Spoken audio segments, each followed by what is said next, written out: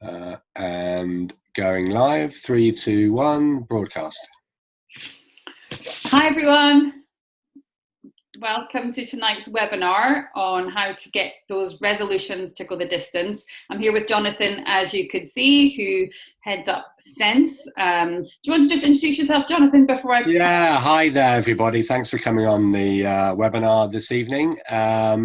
My name is Jonathan Ebsworth and I'm the CEO and founder of Sense Products. And Amanda and I have been running a series of webinars, of which this is the second.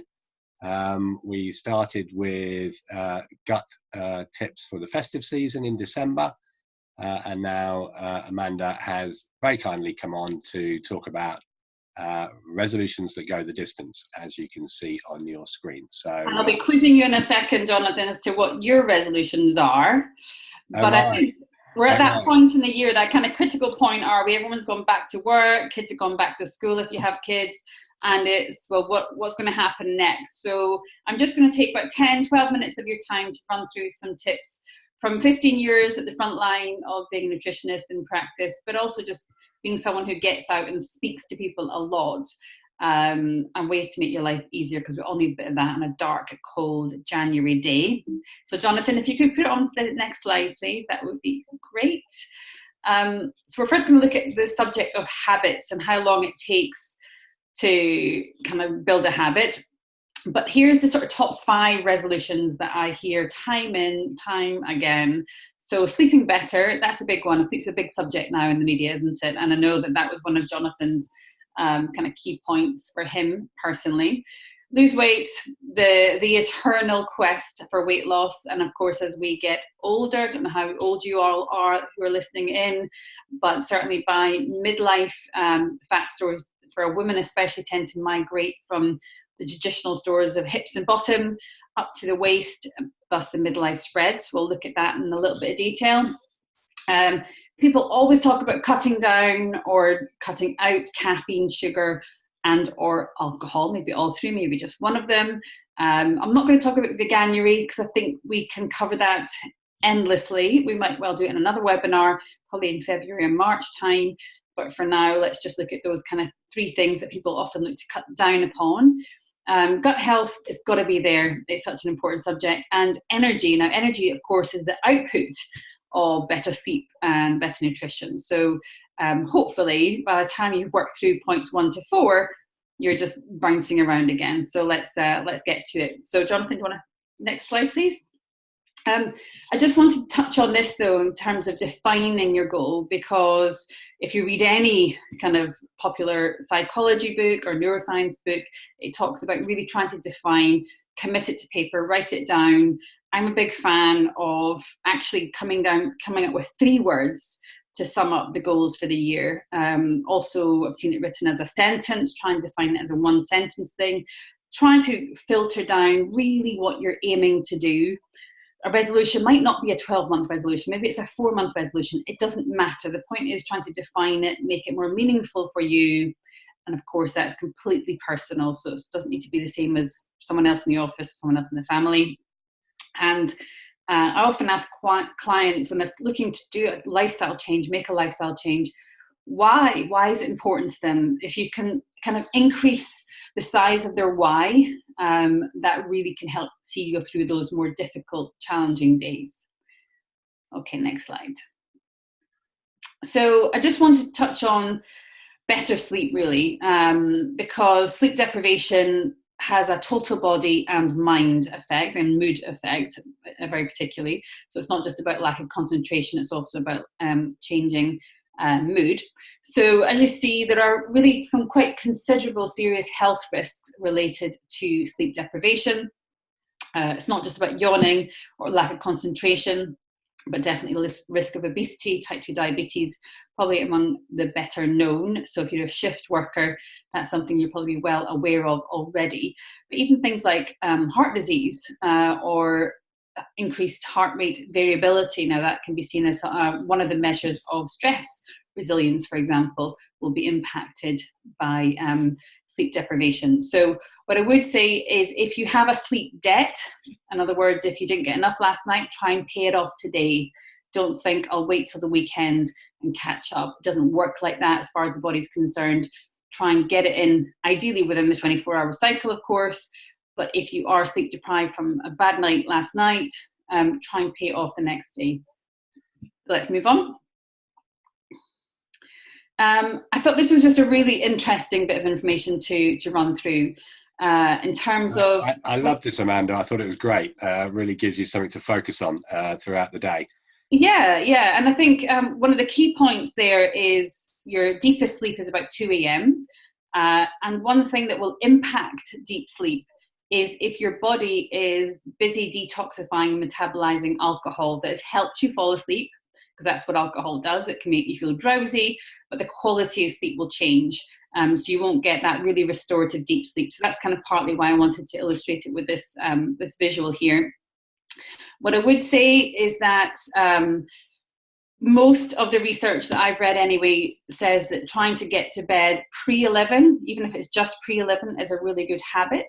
And we'll naturally sleep between 7 and 9 hours as adults. Some people a little bit less, some people a little bit more, if you're lucky, perhaps. But roughly, here's how the day works.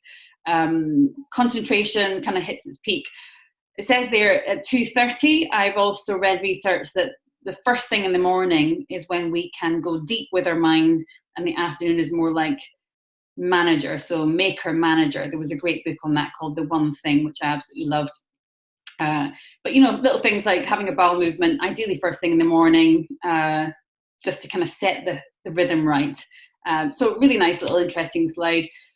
And the overarching thing here is that we are kind of creatures of habit and cycle. We're very hugely influenced by our circadian rhythm and our body rhythms. You can't cheat it. You can't beat the system. We do need to try to kind of go with our human nature ultimately. Okay, next slide. So here's a kind of checklist of making sleep work for you. No exercise 2 hours before bed. What I would say with that is it's really about high intensity exercise that can make you feel very alert. So try to do wind down exercise. Something called yin yoga is actually really good for promoting sleep about an hour before bed, but largely exercise is not ideal at this time of night. And I say that because I'm dressed in my sports kit and I'm about to go and do a 2-hour badminton training session from 8 to 10. So I'm completely breaking the rules tonight, but I have no other time when I can fit it in. So, make it work for you. No caffeine after lunch. 2 o'clock should be the absolute cutoff, but that's quite personal because there's lots of different sensitivities. That's because it takes about 8 hours, would you believe, for that caffeine to leave the system. So we certainly don't want to have that caffeine alert coming in to our system at 10 o'clock at night. That will keep you awake. Eating simple or simpler foods at dinner is a really good idea, so you're not overloading your digestive system, which then, if your body is too busy digesting, it can disrupt your sleep, but can also redirect the energy, which should be kind of for rest and repair, to something that is much more of a kind of task at hand. So what we want to do is kind of let our bodies gently move into the evening, keeping it light, keeping it easy, and not overloading our system. Vitamin B12. What do you mean by simple, Amanda? So, easy to digest. So, heavy, fatty, complex meals. So, like really high protein meals, lots of fat. Not talking about the good fat, but steak, chips, and mushy peas with a wedge of bread on the side and a beer. A disaster at night. A lot of people, spicy food at night is quite disruptive because it stimulates the gut, not always in a good way. So, something simple, natural. And again, that's very individual. The gut is very individual, but something that soothes you is a better idea. And just play with the idea of having lunch or having dinner a little bit earlier if it's possible to do that. Light exposure in the morning, really important. Pre-12 noon if you can get out. Ideally, half an hour. I know that's a lot to ask, especially when the light is so limited. But I would say trying 15 minutes of daylight. That helps your body helps your mind know that you are in the morning and it's daytime, and then that means nighttime is coming. It's like really simple cues that your body needs. No alcohol before bed. It is a depressant. And what happens, as I said, that withdrawal, you're adding lots of work to your liver. So you're keeping your body occupied with trying to lighten the load at night time, not kind of overload the system. But also when you're on the come down from alcohol, the same thing would go from a heavy sugar meal at night or dessert at night. You can then have wakefulness when your blood sugar begins to drop. Be consistent about sleep and wake times. That really helps, having that kind of routine that you train your body and mind to do. Wear those glasses or the screen filters, all really good. And back to that routine. Excuse my throat. I have kids that are just coming off the back of a holiday and they've given me this. I don't feel bad, it's just not sounding so great. Next slide. So get in shape. Now, here's the reality, because of course every single magazine and newspaper is going to be filled with weight loss tips.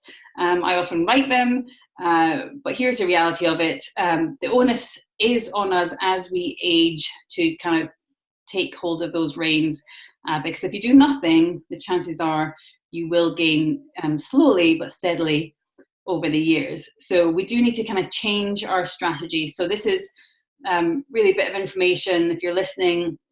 Those of you that are sort of 35 plus, you do need to really kind of have a little bit of a look at the tweaks, because what worked for when you were 25 is not going to work when you were 45. That is the reality, but there's tons you can do. Don't worry, we'll cover it in another webinar. Next slide.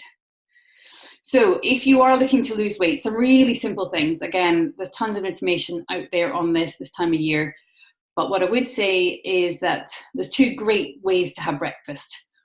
Break fast, breaking the fast that you're having overnight. You can extend that fast by not eating breakfast or eating slightly later, ideally 12 hours up to 16 hours not eating, and that includes maybe the 8 hours you're not sleeping. That's called intermittent fasting or time-restricted feeding, and it works a treat for helping your body burn fat. But that's definitely not for everyone. What I would say is, if you're a breakfast lover, and it does set people up for the day, absolutely, is that adding protein to that meal will certainly help you eat less as the day goes on. So obviously eggs is a good classic example of that, but they do take time and effort to cook. Something like a chia pudding, you soak it overnight, simple as Greek yogurt or yogurt. Add in those dense powders. That's where these nutrient-rich dense powders really come to kind of the fore, really, because they just do a lot of nutritional work for you and can just be stirred in, simple as that. Smoothies, I would have that on the list in summer, but I think in deepest, darkest January, not many of us are kind of crying out for a chilled smoothie first thing in the morning. You might be, in which case, same thing applies, trying to add some protein and some of those super boosting powders as well. Okay, next slide. So snacking. Now, snacking is a habit that I see really kind of locks in at this time of year after we've been surrounded by snacks for the last month, probably. I would say largely we have to ditch the snacks. We are a nation here in the UK. I know a few of you have come in from other countries, but we are a nation of snackers, and in the Western world, really, and we're kind of deluged by snacking options 24/7. So one way to focus on weight loss is literally just drop snacks and see how you feel. You'll be hungrier clearly for your next meal. You probably eat an awful lot better quality food as well. But if your goal is performance or you're really hitting the gym, then a snack either before training or just after is really helpful for performance and recovery. Or if you're coming at a change of diet and lifestyle and your diet was really quite poor, and I say that in nutritional terms, I mean, then snacking can help you kind of bridge the transition to a healthier lifestyle, because you can manage your blood sugar more easily. So if you're someone who's come from a very high sugar diet, your blood sugar is a bit like a roller coaster. Snacks, well-chosen snacks, something like nuts, for example, they help stabilize that blood sugar and make the whole thing a little bit easier. So it depends.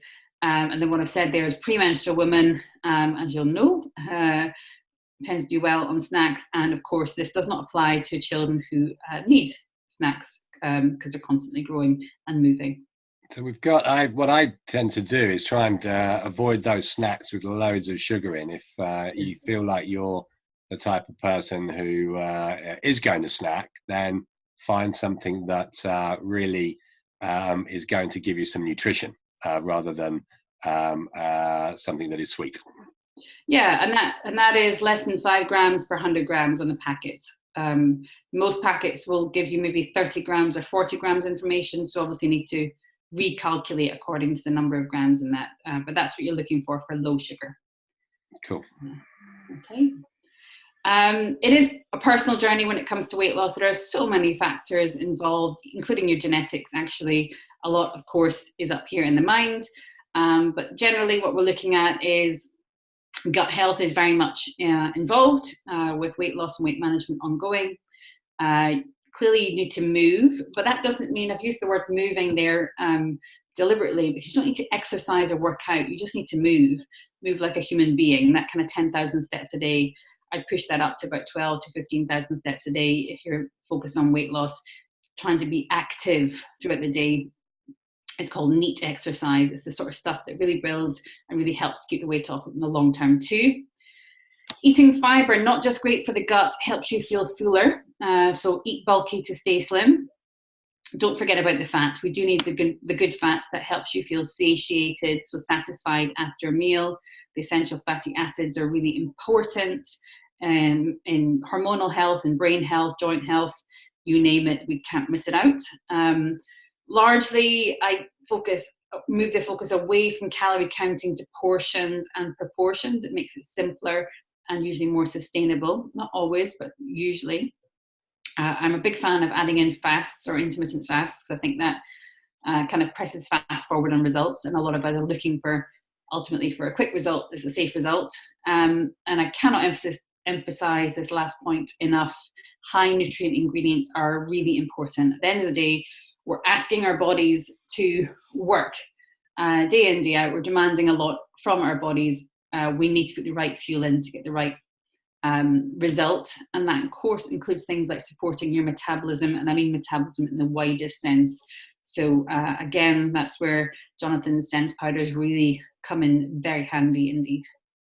Okay, next slide. Caffeine, let's just hit this one. Pre 2 p.m, as I said, consider the intake of milk as in nut milk or hemp milk or oat milk or goodness knows what else type of milk, and sugar. There's so many options out there now. It's moved away from an Americano with a splash of milk in terms of things that are actually quite calorific and not that filling. So just consider that, and obviously don't add sugar or sweeteners. Alcohol, why not try to detox in January? It does make a lot of sense for our bodies, but certainly for weight loss, it really helps as well. The benefits of alcohol, there are some. You can make a case. Jonathan's a lawyer. I'm a journalist. It's our job to make cases. Red wine, you can make a job for red wine, the resveratrol, but you know it's quite marginal. And the flip side of alcohol, there's always a flip side of alcohol. There's always a risk. And I believe we are the generation, actually, I say we, I know we've got a big age range here, but we are the generation that's been a bit blindsided by it. We're kind of slowly walking into a bit of a nightmare when it comes to alcohol intake. The younger generation seem to be much more aware, or maybe they just have different options, who knows. But what I would say is alcohol, a really healthy thing to do from time to time is just totally take it out, drop the habit, and then when you restart, you'll probably have a different relationship with it. Yeah, I have a terrible problem, Amanda. My birthday's on the 5th of January, so I never get to take the first week off. Well, you can start tomorrow or start on Monday. The rest of January is a given, but yeah, that's just got the first week. Fair enough. Okay, next slide. Right, gut health. Huge passion of mine and Jonathan's, actually. I just wanted to sort of focus on why it's really worth doing to focus on gut health. If you've kind of read a bit about it in the past but not done anything about it, here's the kind of checklist. Immunity, weight management, inflammation. Inflammation is like pre-disease state, really.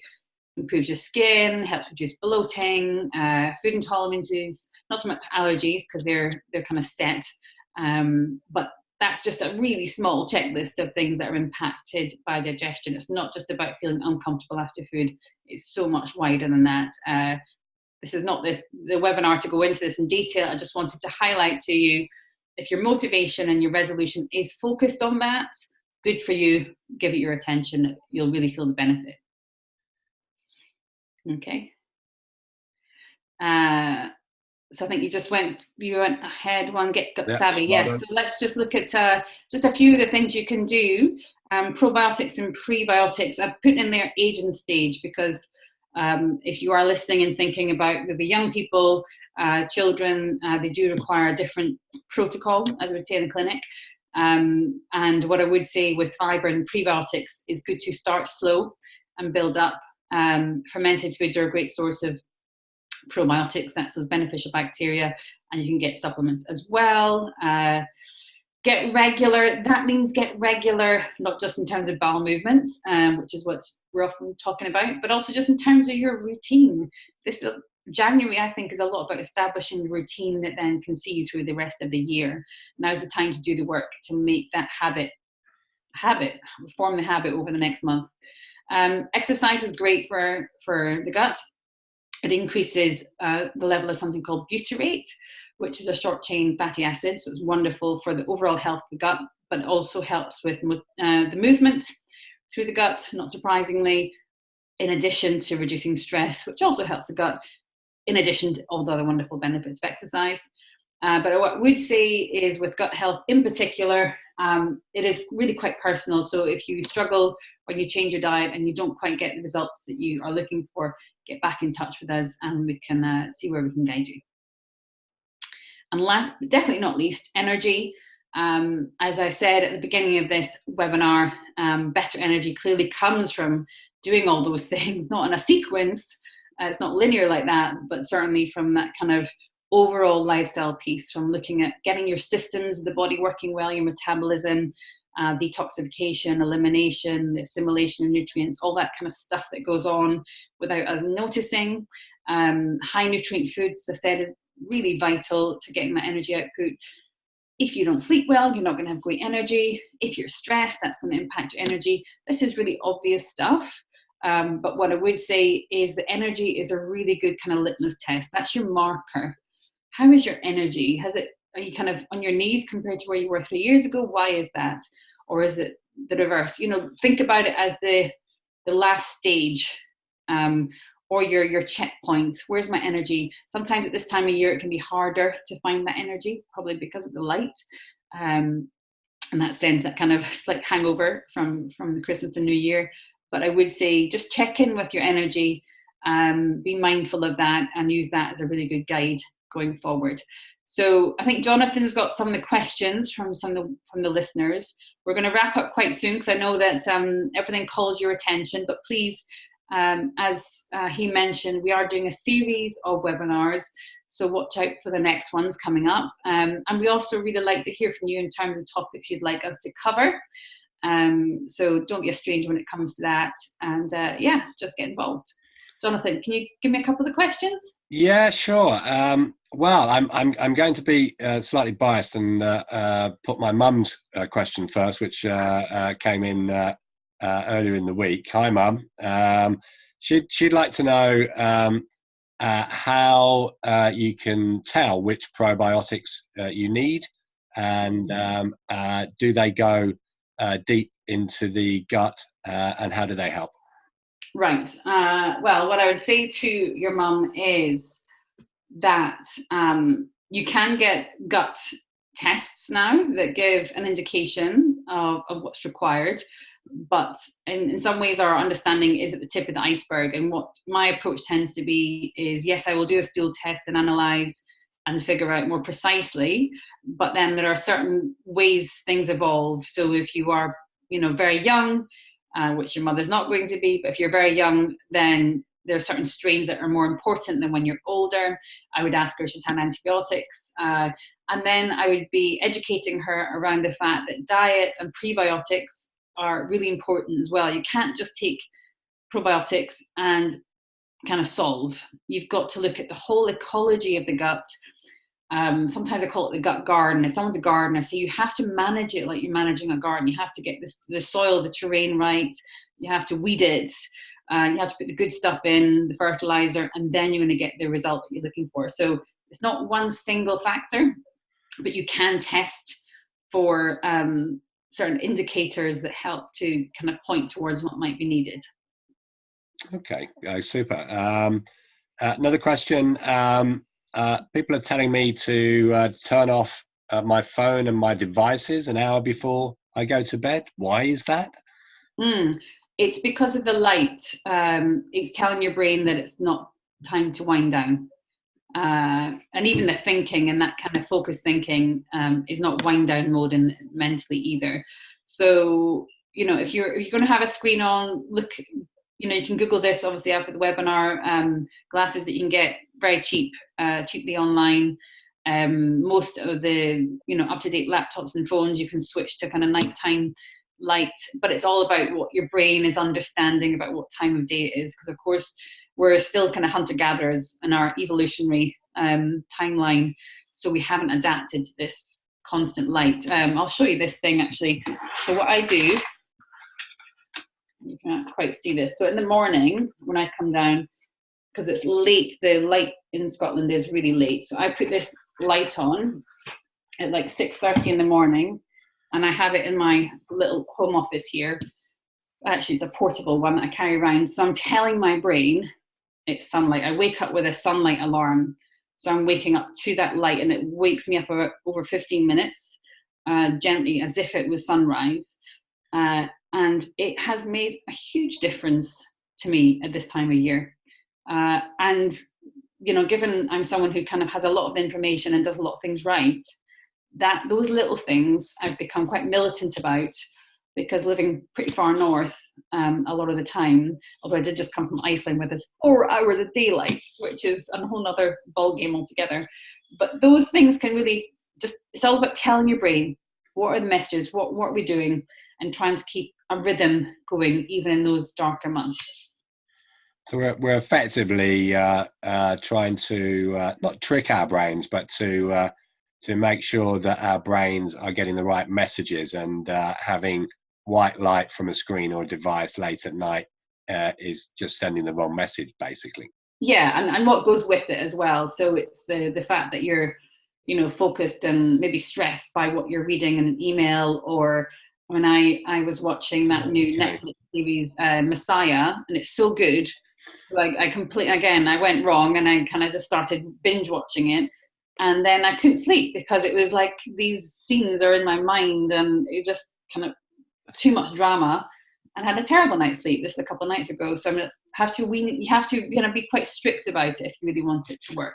Well, so can I reveal my resolution for the year? Go on then, because we're just about out of time. So you can finish things off, Jonathan.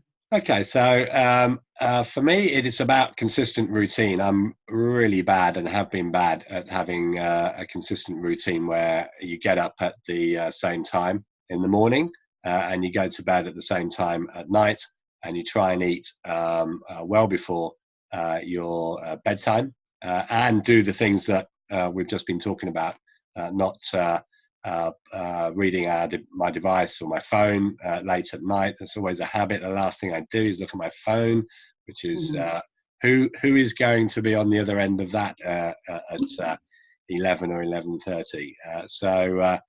So I'm very much focused on doing that, and making sure that it's consistent, and that I get a decent night's sleep. I'm usually very good at getting my 7 hours, to be fair, but I've in the past not been too fussy about when that 7 hours is going to be. So that's again, similar to the binge watching. If I've got a lot of work that I know that I need to do, then I'll be up until 1 or 2 in the morning doing it.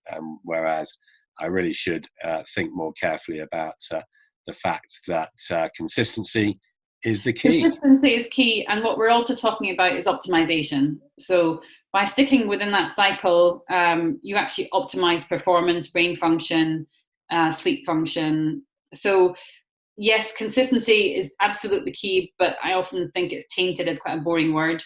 So we're also optimizing. Optimizing. I love that word, optimizing. Excellent. There we go. There Now you I'm go. going to de-optimize by going to exercise. As I said, I've got a tournament in a couple of weeks, so I can't miss it. And we'll be back, though. I think what we're planning to do is repeating this webinar because there was a lot of people interested, and I do know we're pretty early in January, so we're going to repeat this one, and then we'll get onto our schedule of other topics. But as Jonathan said, please, we'll say, watch out for those, and just send us some suggestions about things that you want to hear about.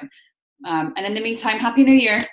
Yeah, Justin, just before you go, I'm going to mention that on the Sense website, on our blog page, you'll find a document which with 30 tips for things that you should do every day in order to change your habits. So we've been talking about a few of those today, but I'll be sharing that on email with everybody as well. And have a look, and it's a nice, gentle way to try and change your habits, and make sure that you enjoy the change as well, because there's no point. Willpower alone doesn't do this. You have to enjoy doing this as well and seeing the benefits. Great. Okay, look forward to that. I'll see you next time, everyone. Yeah, Amanda, thank you so much, and thanks for joining us. Bye. Bye.